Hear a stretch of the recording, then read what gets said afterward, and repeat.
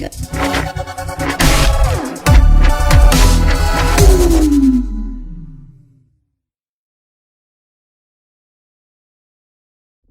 everybody, it's Benny One, and I'm back at you with another movie review series, everybody.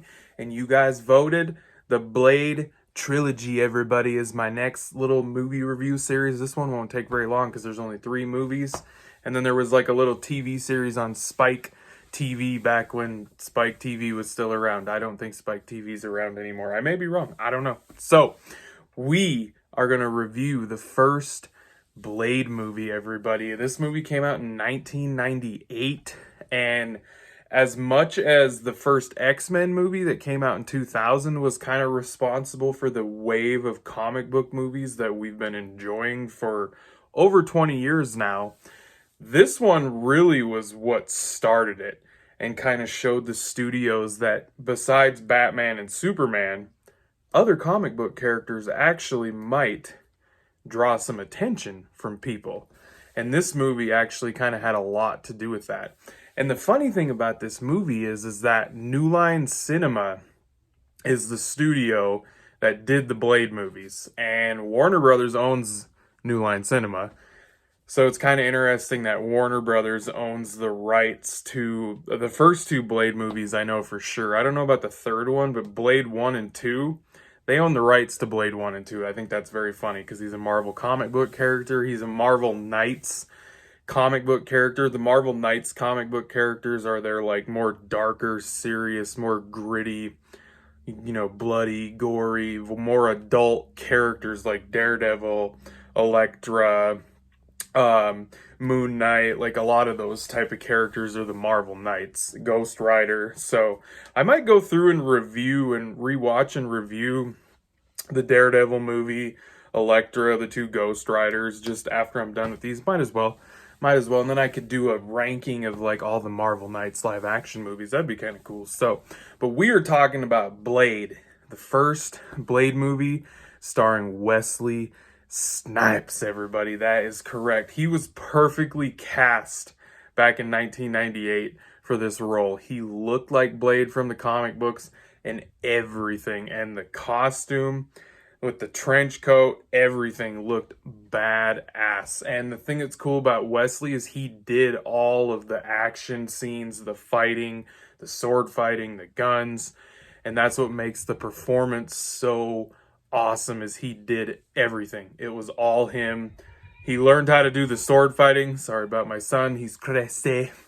But yeah, fantastic role for Wesley Snipes.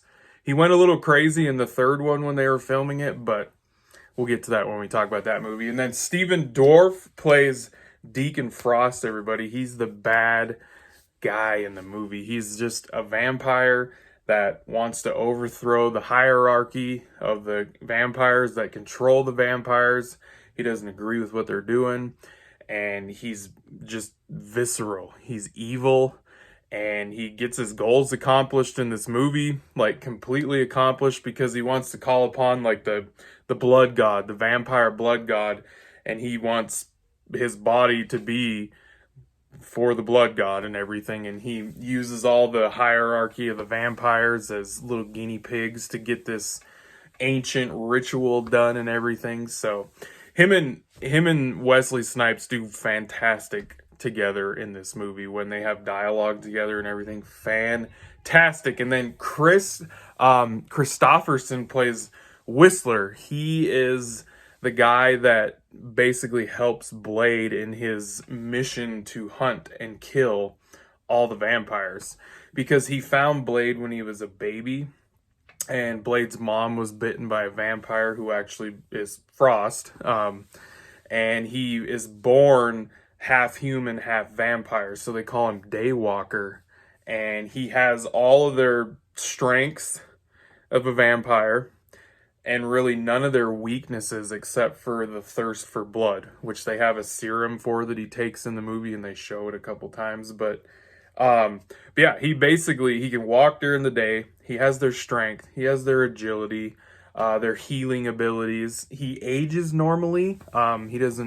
he ages like a human, so that's one other thing that's a little different. But yeah, he has basically all the good things about being a vampire, but he's not fully a vampire. He's half human, half vampire. So, and that's where Whistler comes into play, and he's helping him, and he helps him build the weapons, the serum, works on the cars, all that kind of stuff. And then Blade's just a muscle that goes out and kills vampires.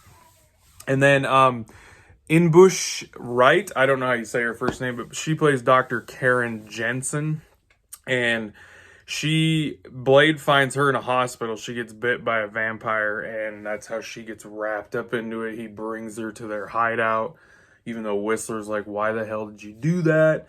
And they save her by giving her a garlic shot and shit. It's like concentrated garlic to overthrow the vampire shit trying to take her body over. So the movie's just awesome. After rewatching it, like, I've watched this movie a lot growing up and as an adult.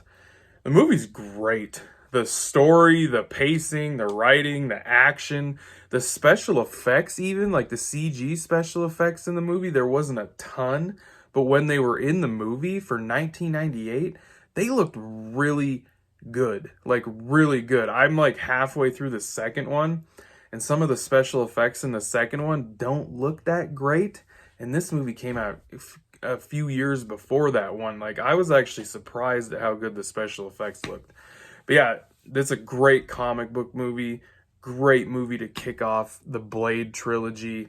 Wesley Snipes is awesome in this movie. I just, after rewatching this, it's been quite a few years, but it's a damn good comic book movie. So I'm going to give the first Blade an 8 out of 10. Like, I think it's really solid and good. So an 8 out of 10 for Blade, everybody. I hope you guys enjoyed that review. Thanks for watching, and I'll be catching you on the Two Bladers, because I have spoken.